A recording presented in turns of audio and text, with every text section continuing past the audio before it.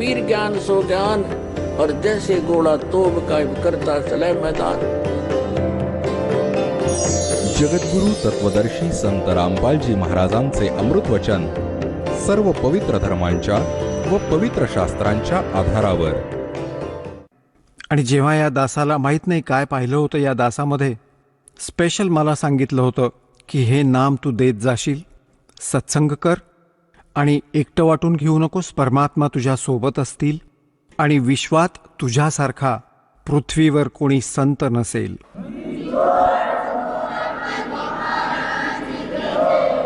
त्यावेळी माझ्या पूज्य गुरुदेवजींचं वय जवळजवळ 105 वर्षांचं होतं. आणि म्हणतात, साध वचन पलटे नहीं, चाहे पलट जावा ब्रह्मांड. तर पुण्यात्म्यांनो, असं या आपण अनमोल ज्ञानाला सुरक्षित ठेवलं होतं. तर गरीबदास साहेबजींना म्हटलं होतं, बेटा आपण जा आणि प्रचार करा माझ्या वाणीचा, आणि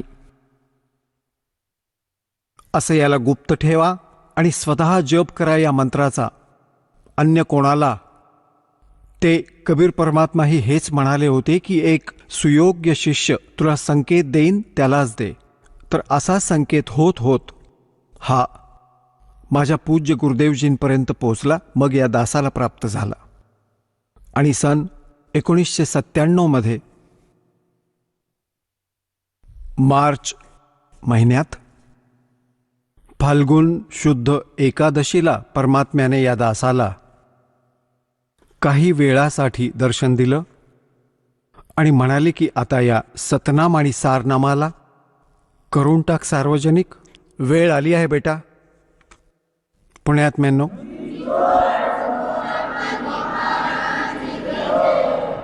आता पुण्यात्म्यांनो,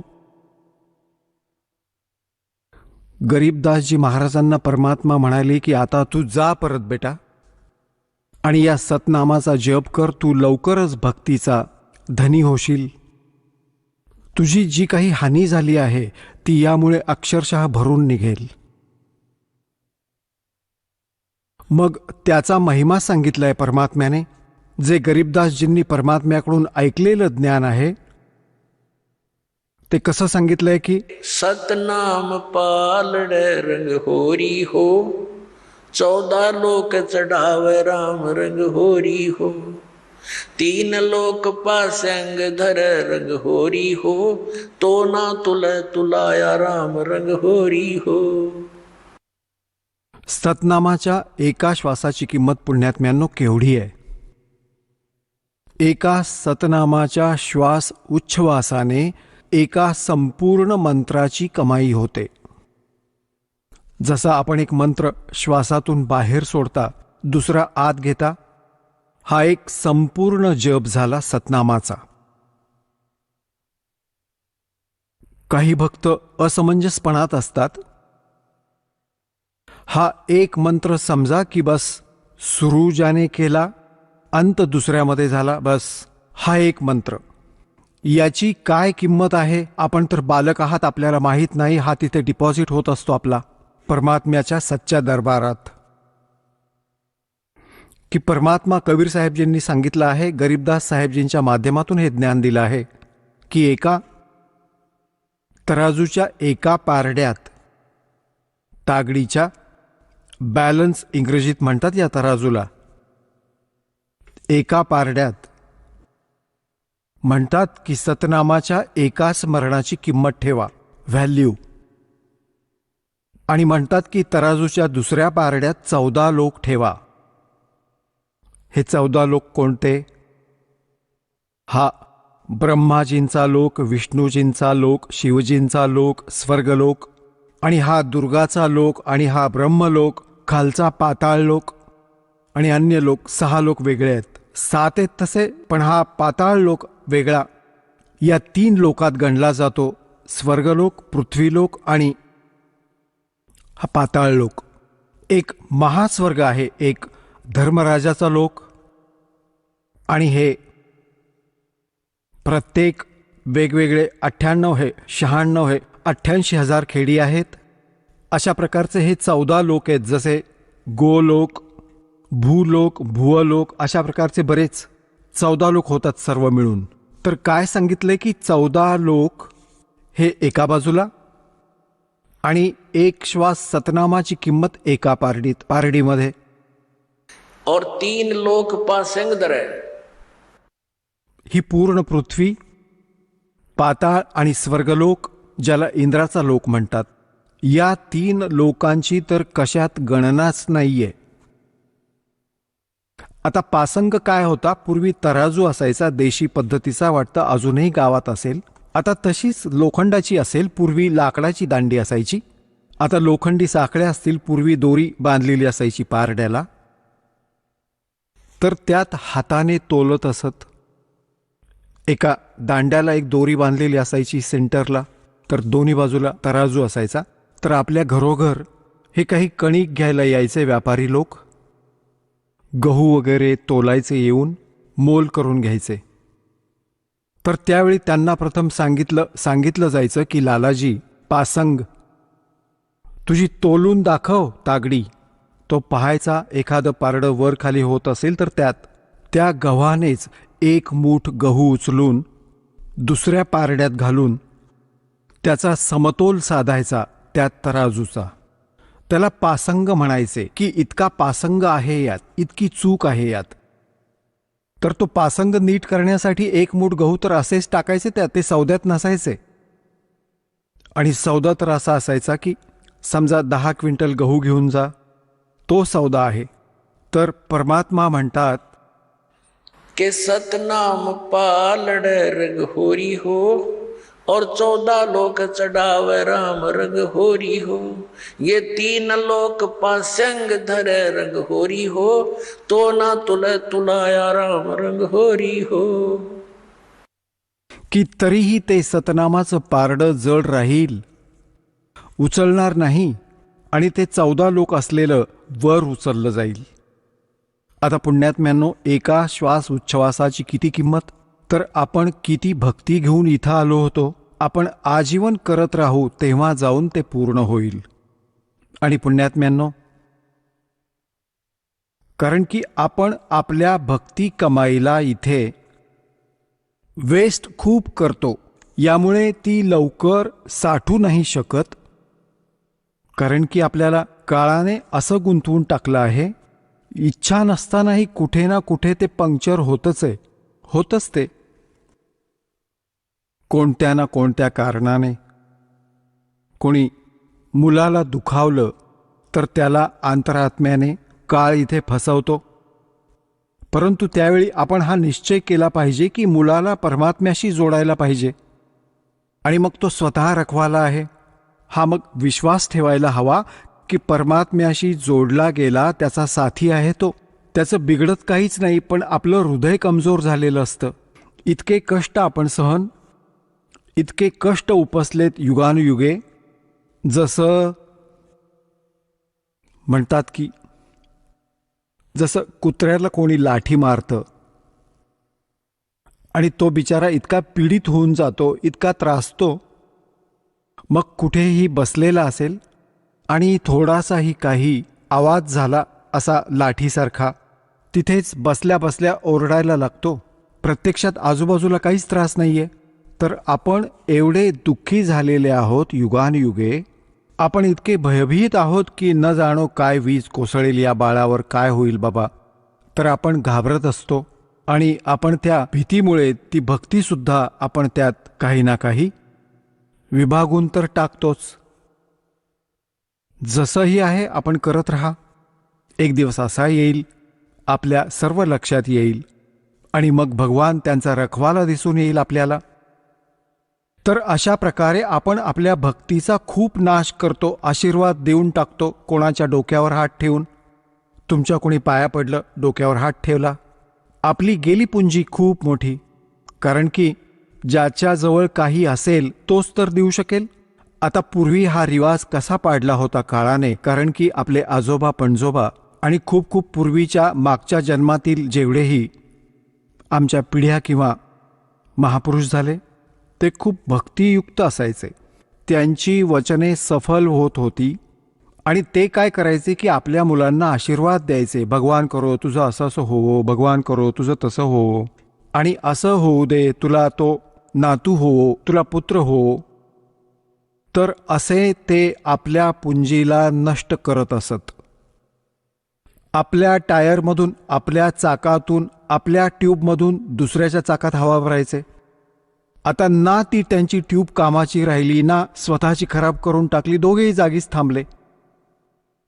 त्याचा विधी आहे की त्याच्यात हवा भरण्यासाठी वेगळी व्यवस्था आहे, ती तिथून हवा भरली जावी. तर समजणाऱ्याला इशाराच खूप असतो. आता पुण्यात्म्यांनो, गरीबदास साहेबजींना वरती हे सर्व दाखवलं दात्याने. तिथे काय झालं की गरीबदास साहेबजी यांचे जे मित्र होते त्यांना काही वेळाने, तासा 2 तासांनी आठवलं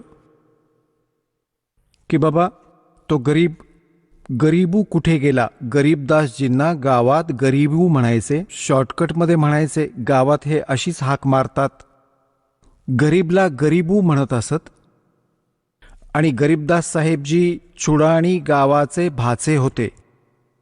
जन्म त्यांचा तिथे चुडाणीमध्येच झाला होता.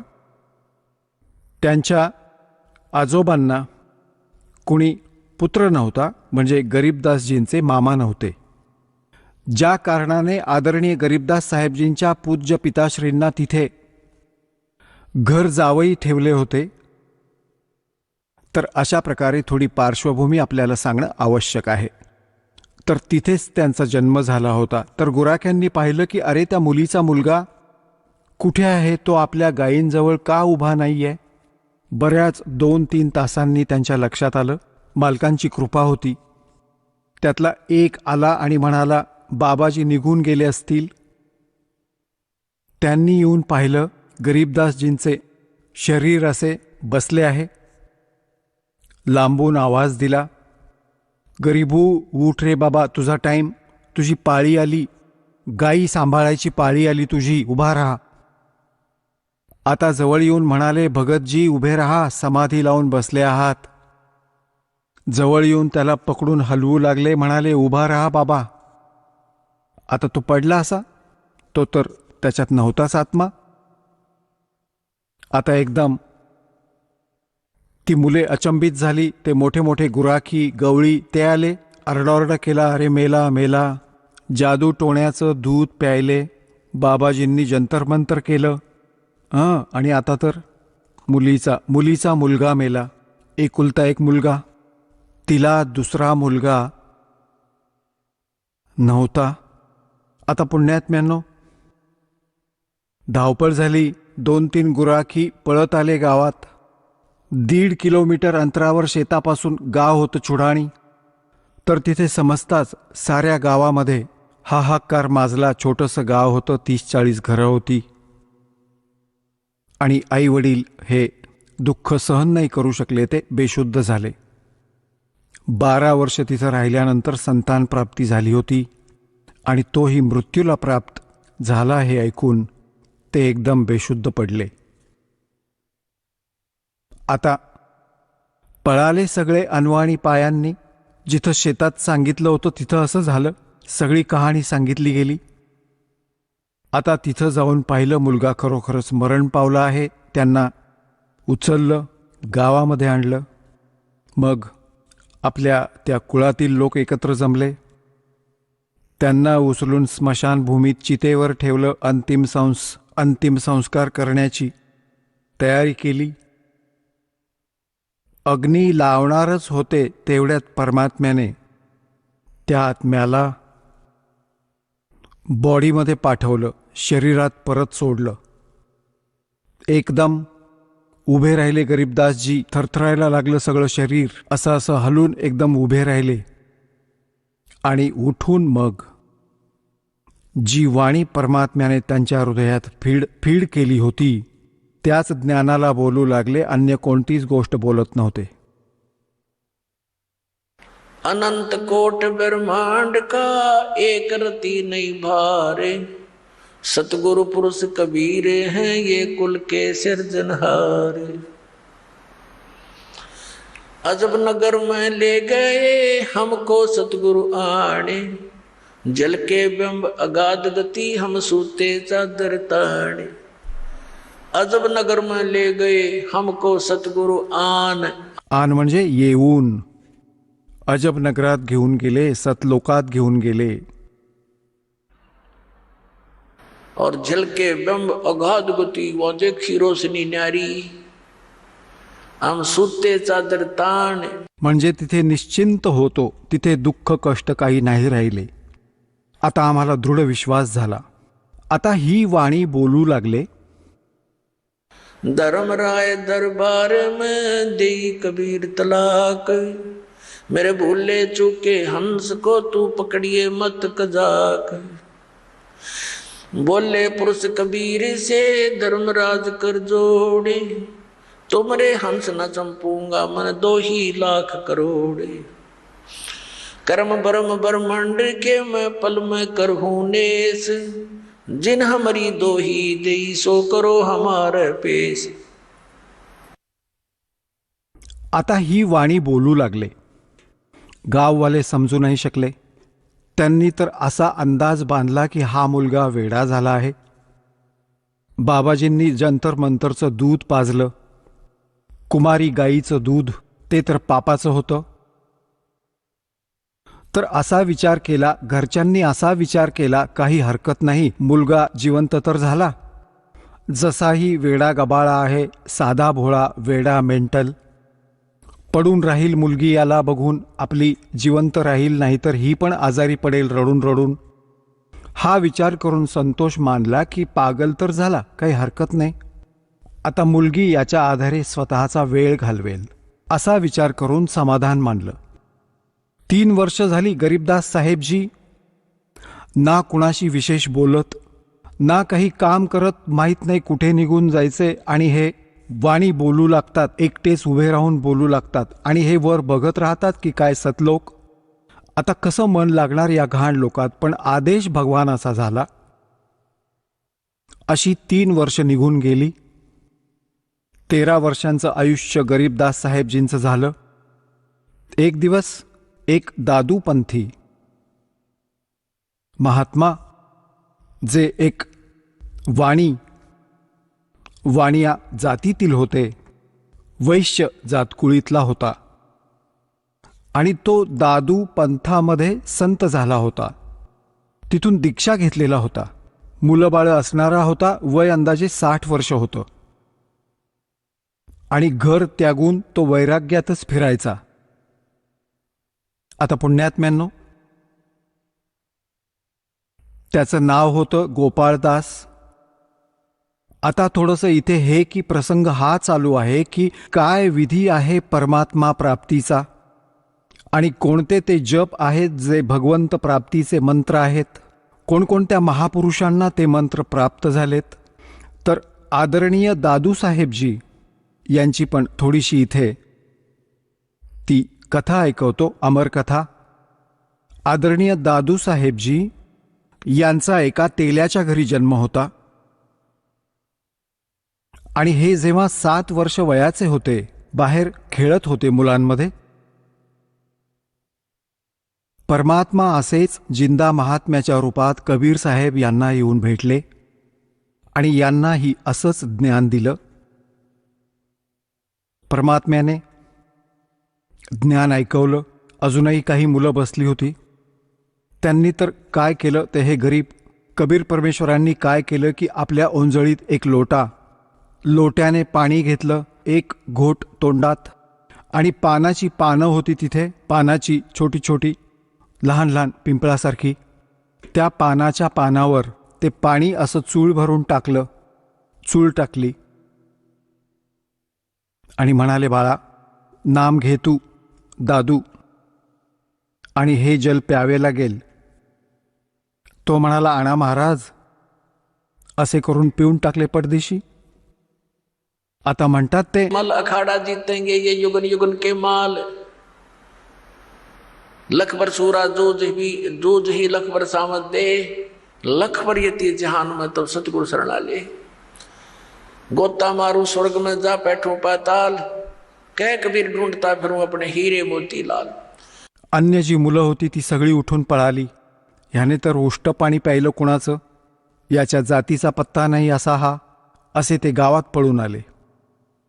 आणि तिकडून त्या आत्म्याला घेऊन परमात्मा सचखंड सतलोकात गेले. तो मुलगा अचेतन झाला, डेड नाही झाली बॉडी, आणि आत्मा परमात्मा बरोबर घेऊन गेले ते.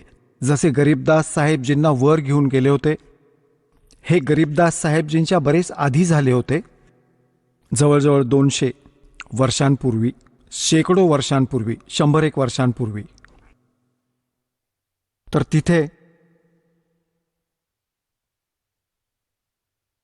तिकडे गावात समजलं की मुलगा उशिरापर्यंत नाही आला, तर ज्या मुलांबरोबर तो खेळत होता त्यांना बरोबर घेऊन गेले. की कुठे आहे तो, कुठे सोडून आला त्याला, जिथे खेळत होता तो बाबाजींजवळ. याने त्यांचं उष्ट पाणी प्यायलं. तर तिथे जाऊन पाहिलं तर दादूसाहेबजी मृत होते. मेले नव्हते, अचेत पडले होते.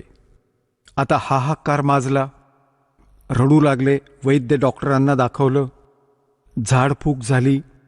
3 दिवस आणि 3 रात्री गेल्या, असे अचेतन राहिले. तिकडे परमात्मा त्या प्रिय आत्म्याला स्वतःचा साक्षीदार बनवण्यासाठी वर सतलोकात घेऊन गेले. आणि तशाच प्रकारे जसा गरीबदासजींना परिचय करून दिला होता तसा करून दिला. परमात्मा तेजोमय शरीरयुक्त सतलोकात त्या सिंहासनावर विराजमान होते. खालून तसेच साधू संत म्हणजे जिंदा महात्म्याच्या रूपात गेले होते वर. तशाच प्रकारे चौरी ढाळू लागले. मग ते तेजोमय शरीर परमात्मा उभे राहिले आणि खालून वर गेलेले महात्मा परमात्मा जे जिंदाच्या रूपात होते ते बसले आणि तशाच क्रिया झाल्या सर्व. आणि चौरी ते तेजोमय शरीर असलेले भगवान ढाळू लागले. दादूजींना ही शंका आली की भगवान तर हा दिसत होता जो तेजोमय शरीरवाला आहे, आणि हा बाबाजी बसला सिंहासनावर. समजलं नाही हा काय चमत्कार आहे. एवढ्यात ते तेजोमय शरीर त्या कबीर त्या परमात्म्याच्या शरीरात सामावले, जिंदाच्या शरीरात. तेव्हा परमात्मा म्हणाले की बाळा दादू जा खाली तू.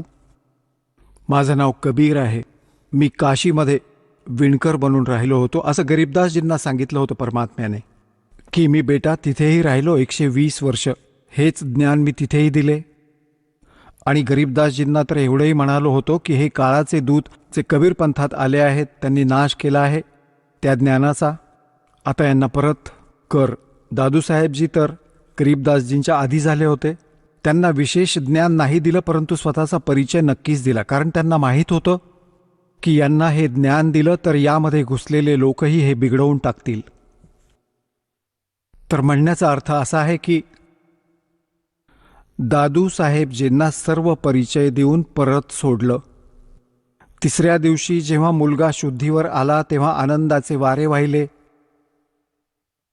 आणि दादूसाहेबजी त्या कबीर परमेश्वराच्या महिम्याचे गुणगान गाऊ लागले. तर काय सांगतात, तर दादूसाहेबांनी परमात्मा कबीर परमेश्वरांचा महिमा कसा ऐकवला याचा कलमतोड ऐकवतो आपल्याला.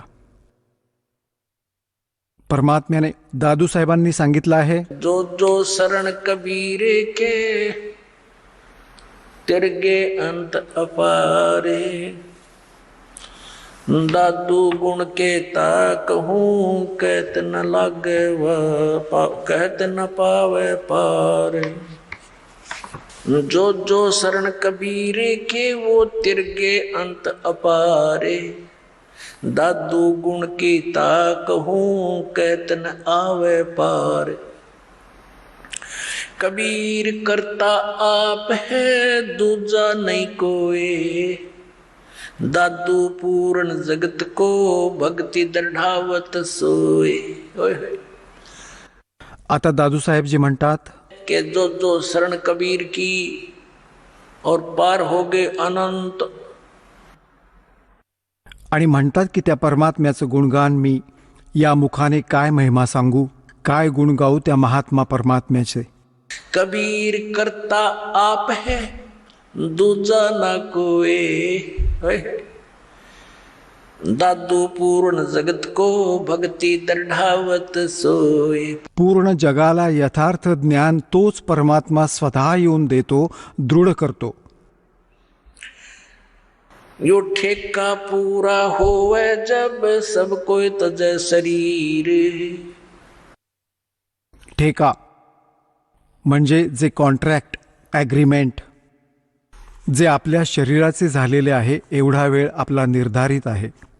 म्हणतात की हे जेव्हा पूर्ण होईल तेव्हा सर्वांना शरीर त्यागावं लागेल. परंतु कबीर साहेबजी म्हणतात, परमेश्वरजी आए हैं सो जाएंगे राजा रंग फकीर, एक सिंहासन चढ़ के जा एक बंधे जात दीर. तर इथे दादू साहेबजीही त्याचंच समर्थन करत आहेत. ठेका पूरा होवे जब सब कोई तजे शरीर, दादू काल गंजे नहीं जपे जो नाम कबीर. दादू साहेबजी म्हणतात की काळ त्यांच्या जवळ येऊ शकत नाही जो कबीर परमात्म्याच्या सतनामाचा जप करतो. आदमी की आयु घटे तब यम घेरे आए, सुमरण किया कबीरे का दादू लिया बचाए. आता परमात्म्याने सारे यमाचे दूत दाखवले सर्व, आणि खूप काही लीला दाखवल्या स्वतःच्या, की दादू साहेबांना एकटं सोडलं रस्त्यात. यमाचे दूत चहूबाजूंनी आले की बाबा कोण आले हे, आम्ही घ्यायलाही गेलो नाही आणि आता मेलो, आपल्याला रागावतील, पकडा याला पकडा, हे कसे आहेत, कोण आहेत. तर त्यावेळी दादू साहेबांनी परमात्म्याचं स्मरण केलं. त्याचवेळी कबीर साहेब प्रकट झाले, म्हणाले, बेटा कुठे राहिला होतास तू मागे. तो दृश्य बघू लागला तर एकदम पळाले ते दूत की एकमेकांच्या वर पडले, इतक्या लांब वेगाने, तर खूप पळाले होते. तर हे परमात्मा म्हणाले, की बेटा जेव्हा भक्तिहीन प्राणी शरीर सोडून जातो तेव्हा त्यांना यमाचे दूत घेरतात, आणि जसं तू माझं स्मरण केलं तसं या नामाचा जप जर अजून कोणी केला ना, भक्त तर करेलच, कारण तो आधीपासूनच प्रॅक्टिस करत असतो, आणि त्याच्याच मुखातून मग हे परमात्म्याचं नाव निघेल, तर मग यमाचे दूत जवळ नाही येऊ शकत. तेच मग आपल्या अनुभवांना दादू साहेबजी सांगत आहेत. आदमी की आयु घटे तब यम घेरे आए, सुमरण किया कबीर का दादू लिया बचाए. मेट दिया अपराध सब, सर्व पापे माफ केली मज दासाची, दादू साहेबजी म्हणत आहेत. मेट दिया अपराध सब आए मिले छन माही, दादू संग ले चले वो कबीर चरण की छाही. सेवक देव निज चरण का दादू अपना जाने, बरंगी सत कबीर ने कीन्या आप समाने. आता काय सांगत आहेत दादू साहेबजी, की माझे सगळे अवगुण माफ केले भगवानाने, आणि एका सेकंदाच्या आत माझ्याजवळ उपलब्ध झाले, आणि आपल्या सोबत घेऊन निघाले मालक मला. आणि म्हणतात की हे दाता, मला आपल्या चरणांचा, आपल्या चरणधुळीचा दास समजा. सेवक देव निज चरणाचा, म्हणजे हे देव, हे भगवान, हा सेवक आपल्या चरणांचा नोकर आहे, धूळ आहे, नित्य सेवक आहे, आणि याला आपला जाण हे दाता. और बरंगी सत कबीर ने कर लिया आप समान. की जसा एक भुंगा कीटक असतो, गूं गूं करणारा भुंगा असतो, जो किडे उचलून आणतो आणि त्याला आपले स्वर ऐकून ऐकून स्वतःसारखेच आवाज काढणारा बनवून टाकतो, तसे परमात्म्याने हे ज्ञान दिले आणि परमात्म्याचे गुण गाणारा झाला तोही. तर पुण्यात्म्यांनो, हीच स्थिती आपली आणि दासाची झाली आहे. जेव्हापासून हे ज्ञान ग्रहण झालं, हे ज्ञान लक्षात आलं, तेव्हापासून आपणही भुंगा झालोय. न जाणे सर्वांना सांगतो, कोणाकोणाला सांगू, आणि भुंग्यापेक्षा, यापेक्षा अजूनही भुंगा झालो. आपणही सर्व भगवंताची मुले ज्ञानाशी परिचित झालात, तुम्हीही हे बोलू लागलात. दादू अंतर्गत सदा छन छन सुमरण ध्याने, वारो नाम कबीर पर पल पल मेरे प्राण। सुन सुन साख कबीर की यो काल नवावे माथे, धन धन हो तीनों लोक में दादू जोड़े हाथे। सुन सुन साख कबीर की। कबीर साहेबांचा महिमा, साख म्हणजे महिमा. त्यांच्यासारखा तुझा महिमा तर नाही, म्हणजे तुझे गुण तर नाही आहेत, तर साख. आणि दुसरे हे साखी, म्हणजे साखीच्या माध्यमातून त्यांचे गुणगान जे ऐकले जाते. काळ सुद्धा म्हणतात कोमेजून जातो, खाली मान घालतो, की तो तर समर्थ शक्ती आहे. और धन धन तीनों लोक में दादू जोड़ा थे। केरी नाम कबीर का ये विषम काल गजराजे, दादू भजन प्रताप ते ये भाग्य सुनत आवाजे। आता पुण्यात्म्यांनो, कशी तुलना केली आहे दादूसाहेबजींनी, की इथे हा काळ समजा एक हत्ती आहे. हत्ती इतर प्राण्यांपेक्षा खूप तगडा आणि त्याचं खूप सुंदर एक शरीर. हा तर समजा काळ, कारण की श्रीमद भगवद्गीता अध्याय नंबर 15 श्लोक नंबर 18 मध्ये गीता ज्ञानदाता म्हणतो की मी लोकवेदामध्ये बोलल्या ऐकल्या ज्ञानाच्या आधारे मी पुरुषोत्तम प्रसिद्ध आहे. कारण की जे प्राणी माझ्या आत आहेत त्यांच्यापेक्षा मी उत्तम आहे, श्रेष्ठ आहे, उच्च आहे, तगडा आहे, जसं हत्ती इतरांपेक्षा उंच असतो. परंतु गीता ज्ञानदाता हेही स्पष्ट करतो आहे की गीता अध्याय नंबर 15 श्लोक 16 आणि 17 मध्ये की क्षरपुरुष आणि अक्षरपुरुष हे दोन पुरुष आहेत, दोन प्रभू आहेत. हे दोघे नाशवंत आहेत आणि यांच्या अंतर्गत जेवढे प्राणी आहेत तेही नाशवंत. क्षरपुरुष स्वतः आहेत. गीता अध्याय नंबर 15 श्लोक नंबर 17 मध्ये स्पष्ट केलंय की उत्तम पुरुष हा तू अन्य हा. तो गीता ज्ञानदात्यापेक्षा अन्य आहे, तो स्वतः म्हणत आहे हे. आणि त्यालाच परमात्मा म्हटलं जातं. या लोकत्रयम आविश्य विभर्ती अव्यय ईश्वरः, जो तीनही लोकात प्रवेश करून सर्वांचं पालन पोषण करतो, तो आहे अविनाशी परमात्मा. तर इथे 15व्या अध्यायाच्या 18व्या श्लोकात गीता ज्ञानदाता फक्त हे म्हणत आहे की माझ्या ह्या 21 ब्रह्मांडात जेवढे प्राणी माझ्या अंतर्गत आहेत त्यांच्यापेक्षा मी सुप्रीम आहे, बस. पण I am not Purushottam. Purushottam तर सांगितला 15व्या अध्यायाच्या 17व्या श्लोकात. तर हा म्हणत आहे की इथे माझ्या अंतर्गत जेवढे प्राणी आहेत, मग ते भले शरीरात आहेत किंवा जीवात्मा आहेत, त्यांच्याहून मी उत्तम आहे, म्हणून मी पुरुषोत्तम प्रसिद्ध आहे लोकवेदात. वास्तविक तर सांगितलं की तो कोणी वेगळाच आहे. केरी नाम कबीर का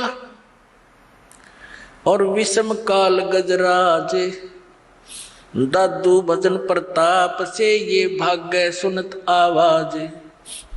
काय सांगायचा प्रयत्न केलाय दादू साहेबजींनी की ज्याने काळाला तर समजा गजराज, हत्तींचा राजा, म्हणजे त्यांच्यापेक्षा, म्हणजे हत्तींमध्ये सर्वात बलवान हा त्यांचा राजा असतो, हा नियम आहे.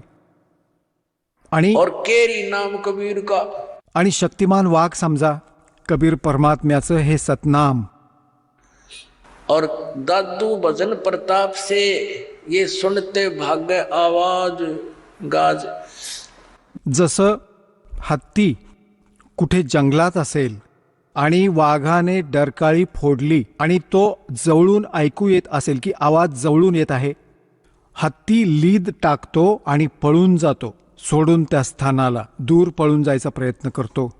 तर काय सांगतायत, काय सांगू इच्छित आहेत दादू साहेबजींनी की हा काळ देखील कुणी लहान सहान प्राणी नाहीये, कुणी लहान शक्ती नाहीये. 10,000 1,000 बाहूंचा मालक आहे हा, 1,000 बाहूंचा, 1,000 कलांचा.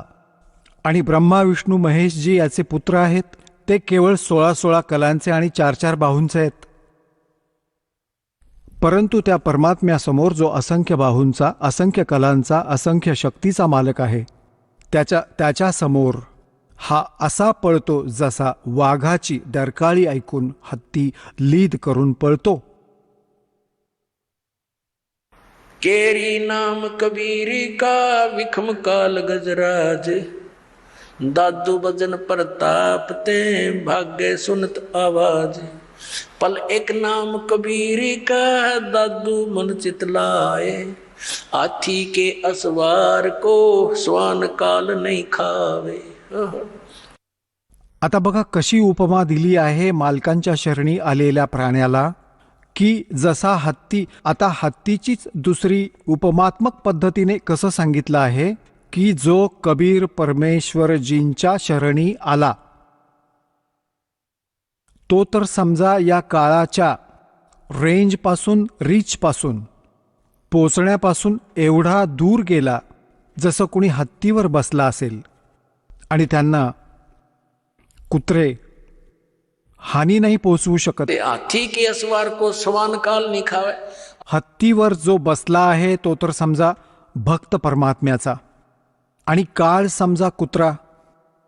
आता हत्तीवर बसलेल्या व्यक्तीला कुत्रा काही हानी नाही पोचवू शकत, तर हा काळ तर इतका काळाच्या रेंजपासून काळाच्या पोहोचण्यापासून आपण एवढे पार झालात, जाणून बुजून जर हत्तीवरून खाली पडलात तर मग कुत्रा पोटरी धरेल तुमची, आणि जर त्याच्यावरून खाली नाही उतरलात तर कुत्रा काही नाही करू शकत. तर परमात्म्याच्या मर्यादेपासून दूर होताच तो तर तयारच बसलाय, तो भुंकतच आहे, कधी फाडून खातोय याला. तर हे उदाहरण देऊ इच्छित आहेत दादूसाहेबजी. पल एक नाम कबीरी का दादू मन चितलाए, हस्ती के असवार को ये स्वान काल नहीं खावे. सुमरत नाम कबीर की ये कटे काल की पीरे, दादू दिन दिन ऊंचा हो फिर परमानंद सुख सीरे. स्मरत नाम कबीराचं जे परमात्म्याने अगदी योग्य पद्धतीनं सांगितलं आहे, त्याचा जप केल्याने या काळाचा त्रास कमी होईल. हा काळ जो तुम्हाला दुःख देत आहे ते कर्मांनी, पाप कर्मांनी, ते मग नष्ट होऊन जाईल आणि हेच परमात्मा करतात. कर्म ब्रह्मंड के में पल में कर होनेस, म्हणजे क्रॉस मारू त्या सगळ्यावर. अर्जिन हमरी दोही दी सो करो हमारे पेश. तुम्ही अकाउंट मध्ये नका घेऊ. दादू नाम कबीर की जो कोई लेवे ओटे, तिनको कभू लागे नहीं ये काल वज्र की चोटे. आता पुण्यात्म्यांनो, इतक्या सामर्थ्याच्या शरण गेलो आपण आणि हे इतके साक्षीदार भगवंताचे की दादूसाहेब म्हणत आहेत की कबीर साहेबांच्या खऱ्या नामाची विधिव्रत जो शपथ घेईल त्याच्या शरणामध्ये येईल, उनको कबू लागे नहीं ये काल वज्र की चोटे. हा काळ जसे तुम्ही पाहता दुर्घटनेमध्ये, जोपर्यंत तुमचं नाम ठीक आहे, कनेक्शन जोडलेलं आहे, तोपर्यंत आपल्याला शरण आहे, प्रोटेक्शन आहे, परमात्म्याचं कवच आहे आपल्यावर. काळाचा कुठला अटॅक नाही लागणार, कोणत्याही कर्माचा दंड परिणाम नाही करणार. जसं तुम्ही बघता की दुर्घटनेमध्ये कुटुंबाच्या कुटुंब उद्ध्वस्त होतात, हे कधीच नाही होऊ शकत या मालकाच्या शरणी येणाऱ्यावर, परंतु राहावं लागेल मर्यादेमध्ये. आता पहा कशी तुलना करतात परमात्म्याची. दादू नाम कबीर की जय कोई लेवे ओटे, तिनको कबू लागे नहीं ये काल वज्र की चोटे. हे काळाचे वज्र, हा परमाणू, हे मिसाईल ही निष्क्रिय होऊन जाईल, हे तर जे वरून सोडतो तो. मग म्हणतात और संत सब कूप हैं ये कहते जरीता नीर, दादू अगम अपार है दरिया सत्य कबीर. दादूसाहेब कशी उत्तम तुलना करतात. बाकी सर्व संत विहीर आहेत, जसे लहान सहान कोणी संत आहेत ज्या देवतांना तुम्ही पूजता. हे तर असं समजा की कोणा विहिरीचं पाणी आहे, कुठल्या झऱ्याचं पाणी, कोणी लहान सहान झरा काही क्षेत्रात काम करत आहे. और दादू अगम अपार है ये दरिया सत कबीर. समुद्र, परमात्मा तर समुद्र आहे समजा, आणि समुद्रातही उत्तम पाण्याचा समुद्र जो कधी ज्याचं पाणी संपतच नाही. आणि इतर लहान सहान चमत्कार हे पण सांगतात की तिथून माझ्यासाठी हा लाभ झाला, तिथून माझ्यासाठी हा लाभ झाला. म्हणतात इतर संत सगळे कूप आहेत, विहीर आहेत, ते फक्त पिण्यासाठीच पाणी देऊ शकतात, शेतीसाठी काही उपयोग नाही. पाणी पाण्यानेच काम चालते, शेतीही करावी लागते, त्याही गरजेची पूर्तता व्हायला हवी, तेव्हाच जीवन पूर्ण सफल होईल. तर ते म्हणतात, और संत सब कूप हैं कहते जरीता नीर, झरणे आहेत त्यानेच लहान सहान कामे करून घेत आहेत. और दादू अगम अपार है ये दरिया सत कबीर. म्हणजे इथेही तुम्हाला सुखी ठेवेल जसं इथलं सुख आहे, आणि मग सतलोकात घेऊन जाईल, सगळी कामं करून टाकील.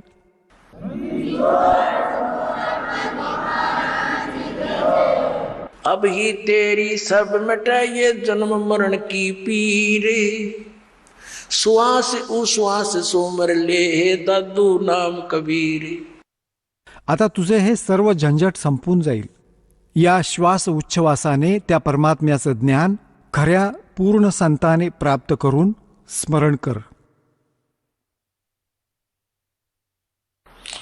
दादू नाम कबीर का ये सुन के कप काले, नाम भरोसे नर चले तो हो नवा का भाले.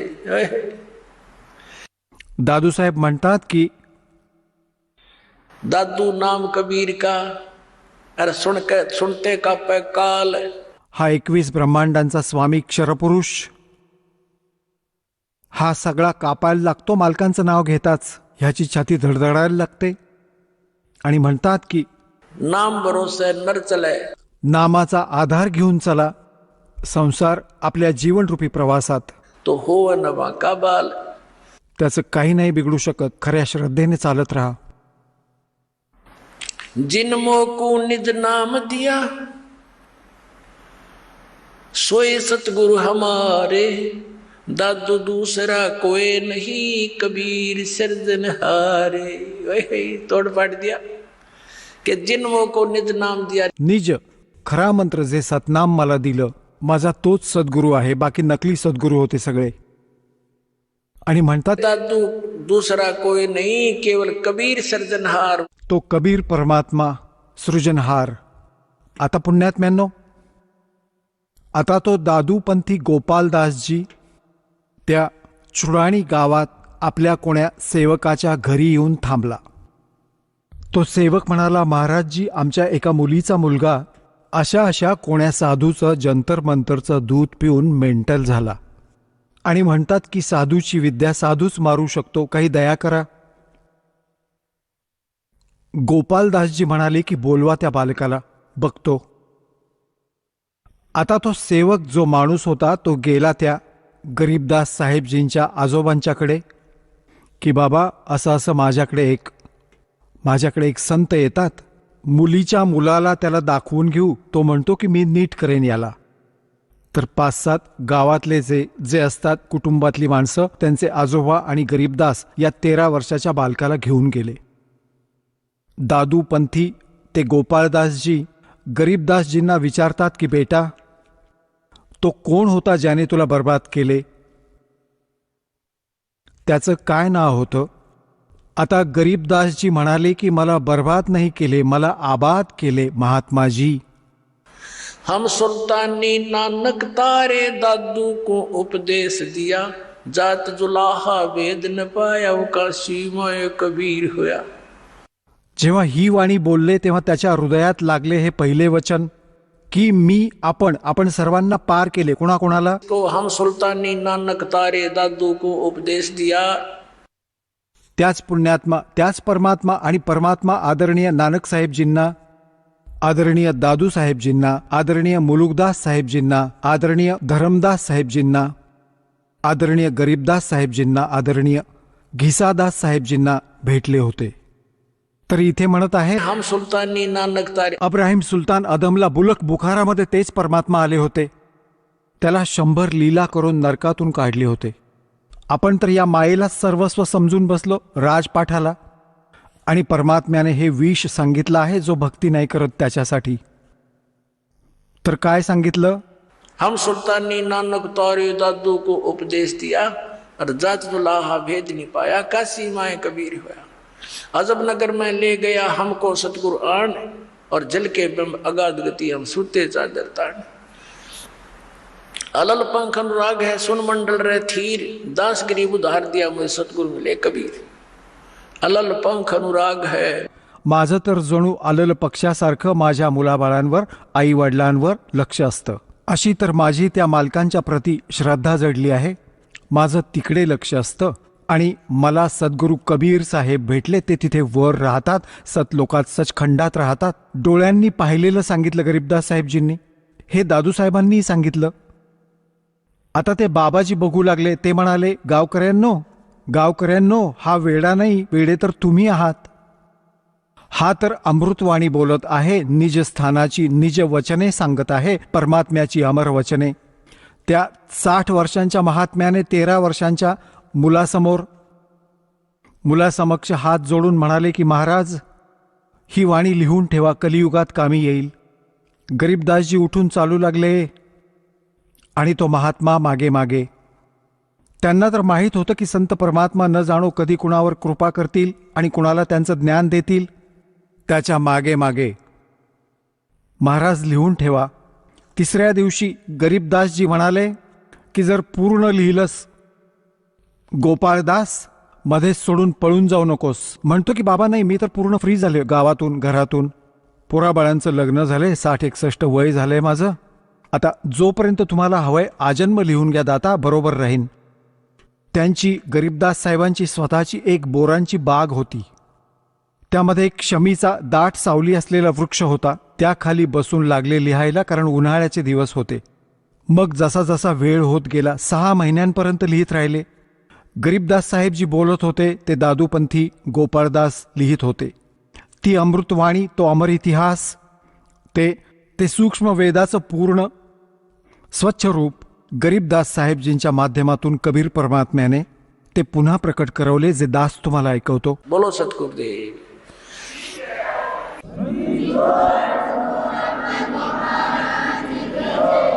चला आता आपण त्या श्रद्धाळूंचे अनुभव जाणून घेऊयात, ज्यांनी जगद्गुरू तत्वदर्शी संत रामपालजी महाराजांकडून दीक्षा प्राप्त केलेली आहे, तसेच त्यांच्याद्वारा सांगितलेल्या भक्ती मार्गावर चालत आहेत.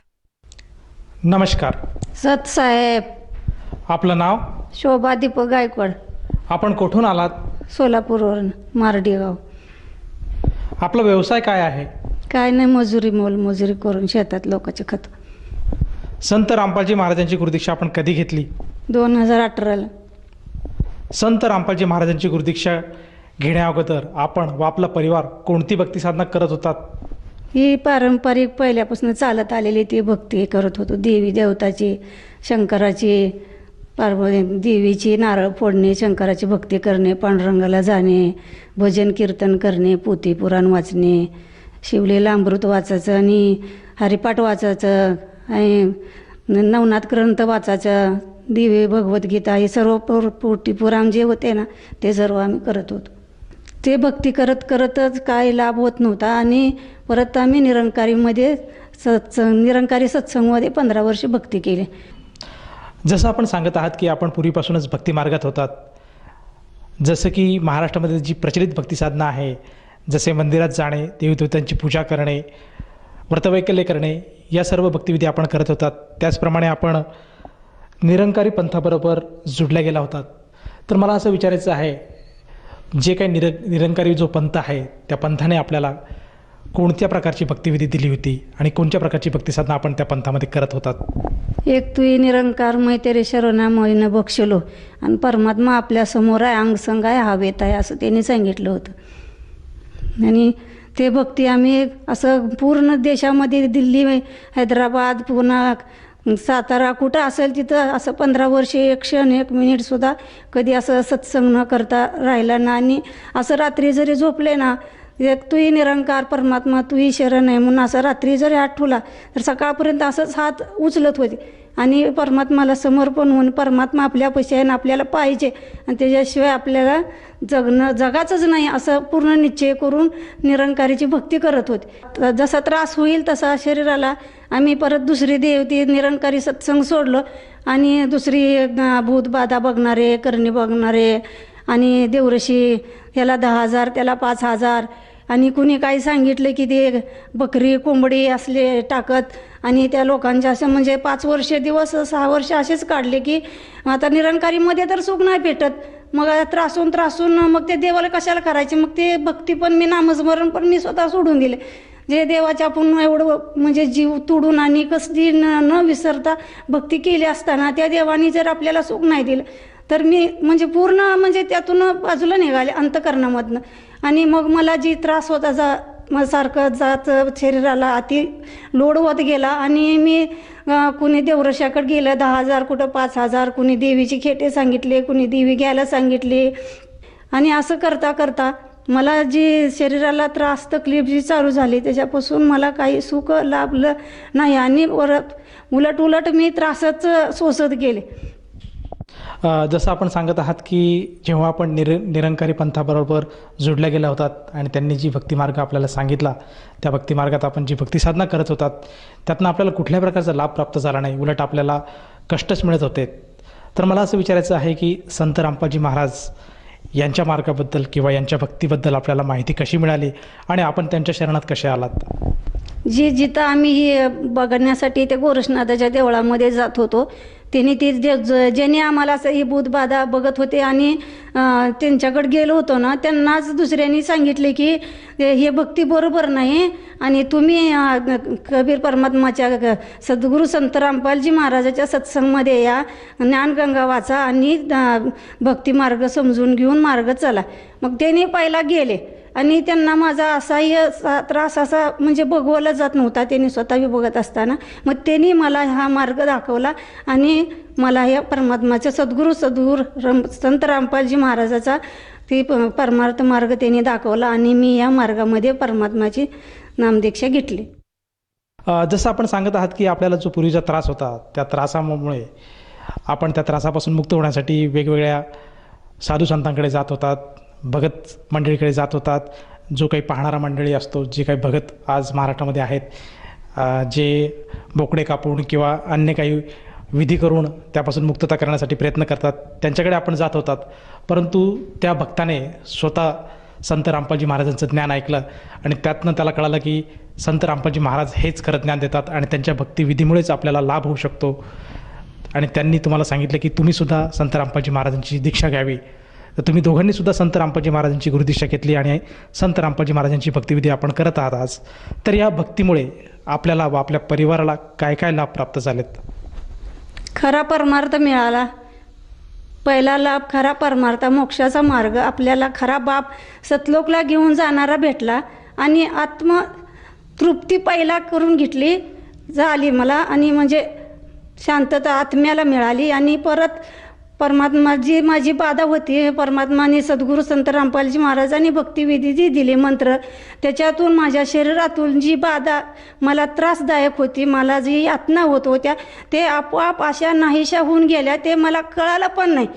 आणि मी त्या संकटमुक्तातून सद्गुरू संत रामपालजी महाराजांनी मला जे संकट यातनादायक होतं ना, त्याच्यापासून मी आज सुखी आहे. आणि मला कसली झोप नव्हती आणि अन्न मी आता आहे की नाही सतत मला जीव जावं आणि जगून असं हर क्षण हर मिनिट वाटत होतं. तर आज मी सद्गुरू रामपालजी महाराजाच्या शरणात आल्यामुळं आणि त्यांची भक्तिविधी स्वीकारून त्यांच्या मार्गाला चालल्यामुळं तर मी आज जीवनामध्ये सुखी आहे. आणि मला जे संकट माझे होते ते सद्गुरू संत रामपालजी महाराज मला संकट मुक्त करून मला जीवन जगण्याचा आणि मोक्षाचा मार्ग दाखवून मला सतलोकला घेऊन जाणार आणि मी परमात्मापाशी जाणार ही मला पूर्ण खात्री आहे. आणि मी पूर्ण निष्ठेने माझ्या परमात्म्याला समर्पण होऊन भक्ती करून मला माझ्या आत्म्याला तृप्तता मिळून मी सुखी जीवन जगत आहे. जसं आपण सांगत आहात की संत रामपालजी महाराजांच्या सद्भक्तीमुळे, गुरुमंत्रामुळे आपल्याला जे कष्ट होते ते कष्ट पूर्णपणे दूर झालेत आणि आपण आज सुखी समाधानी आयुष्य जगत आहात. तर मला असं विचारायचं आहे, हा तर आपल्याला एक शारीरिक लाभ झालाच, या व्यतिरिक्त आपल्याला आणखीन काही लाभ प्राप्त झालेत का? माझा मुलगा 1-2 वर्ष नोकरी शोधत होता आणि कसली जरी नोकरी आली तर त्याला ते नोकरीवर घेत नव्हते आणि नोकरी लागत नव्हती. असं म्हणजे आम्ही बेघर झालो होतो की मी सद्गुरू संत रामपालजी महाराजांना शरण जाऊन प्रार्थना केली, परमात्मा हे मुलाला जर एवढं आयुष्यामध्ये नाही जर काम लागलं तर मग आम्ही काय खायचं, म्हणून असं प्रार्थना केली पूर्ण मनापासून परमात्माने. तर परमात्माने मला येऊन स्वप्नामध्ये सांगितले की परमात्मा तुझ्या लेकराचं मी व्यवस्थित असं करतो. म्हणले की माझ्या लेकराला मुलाला नोकरी लागली आणि आम्ही त्यातून आज सुखी जीवन जगतो आहे. आमची आई, मी सत्संग आरती परमात्माची घरात करत होते, तर करत असताना तिने फक्त ऐकत होती, नामदीक्षा नाही घेतली होती. तरी तिला पॅरालिसिसचे झटके 4 आले एका दिवसामध्ये, आणि त्यातून ती एकदम नॉर्मल आणि व्यवस्थित होऊन सुखरूप होऊन कसलाही रिपोर्ट न म्हणजे असं काय नाहीच असं म्हणून समजा MRI बिमाराय सर्व सुखरूप येऊन आज माझी आई त्याच्यापासून सुखी आहे. आणि तिसरा लाभ म्हणलं तर मावशी आमच्या घराला आली होती आणि ती बादली करंट तापाला पाणी ठेवलेलं होतं, ते करंटची बादली तिने अचानक मी परमात्माला आंघोळ करून दंडवत प्रणाम कराले तेवढ्यात तिने येऊन हात लावली असताना ते बादली आपोआप करंट पण तिला नाही लागला, मला बी नाही लागला आणि आईला नाही लागला, आणि पाणी आपोआप थंडगार झालं. आणि सद्गुरू संत रामपालजी महाराजांनी आम्हाला एकदम सुखरूप असं हातात झेलल्यासारखं, कसलाही दुःख दर्द न होता आम्हाला एकदम म्हणजे इजा कसलीही परमात्माने होऊ दिली नाही आहे, आणि आम्ही त्यातून आज सुखरूप आहे. अशी संत सद्गुरू रामपालजी महाराजाची आमच्यावर कृपा अपाट आहे आणि आम्ही त्यांच्यापासून सुखी आहोत. जसं आज आपण सांगत आहात की संत रामपालजी महाराजांच्या दयेने आपल्याला व आपल्या परिवाराला बरेचसे लाभ प्राप्त झाले आहेत, आणि जी सद्भक्ती आपण करत आहात त्यामुळे आपल्याला जे येणारे संकट आहेत त्यातून आपली मुक्तता होत आहेत. तर ह्या अनुषंगाने आपण जो भगत समाज आज आपल्याला टी व्हीवर बघत आहेत किंवा जे श्रद्धाळू आज भक्तीसाठी तळमळत आहेत त्यांना आपण काय संदेश द्याल?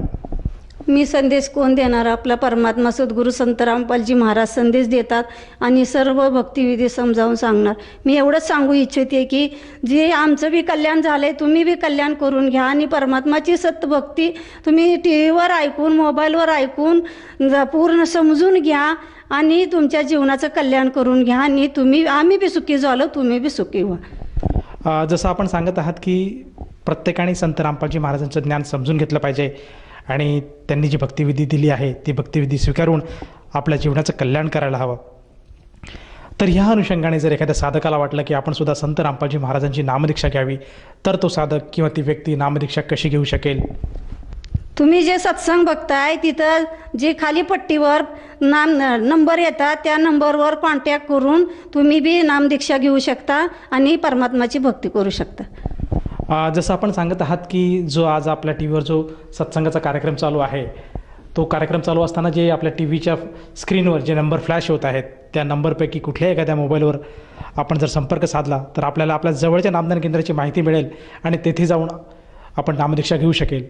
तर मला असं विचारायचं आहे की जर ती व्यक्ती त्या नामदान केंद्रावर गेली आणि त्यांनी नामदान घेण्याची इच्छा जाहीर केली तर त्या व्यक्तीला त्या नामदीक्षेसाठी किती पैसे मोजावे लागतात?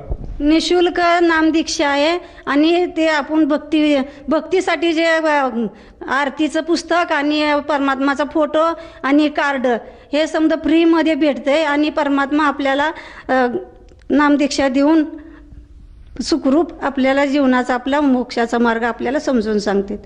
धन्यवाद. सत्साहेब.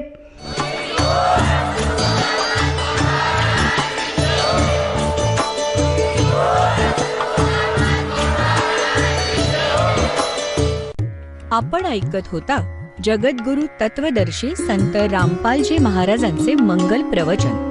निशुल्क नामदीक्षा प्राप्त करण्यासाठी आणि अधिक माहितीसाठी संपर्क करा 7030303951 7030303952. आमची वेबसाईट आहे www.jagadgururampalji.org. सर्व पवित्र धर्मांच्या व पवित्र शास्त्रांवर आधारित प्रमाणित अनमोल पुस्तक ज्ञानगंगा किंवा जगण्याचा मार्ग यापैकी कोणतेही एक पुस्तक निशुल्क मागवण्यासाठी आम्हाला आपले पूर्ण नाव, पूर्ण पत्ता, पिनकोड सहित आणि फोन नंबर लिहून 7030303951 7030303952 नंबरवर SMS करू शकता किंवा आम्हाला 7030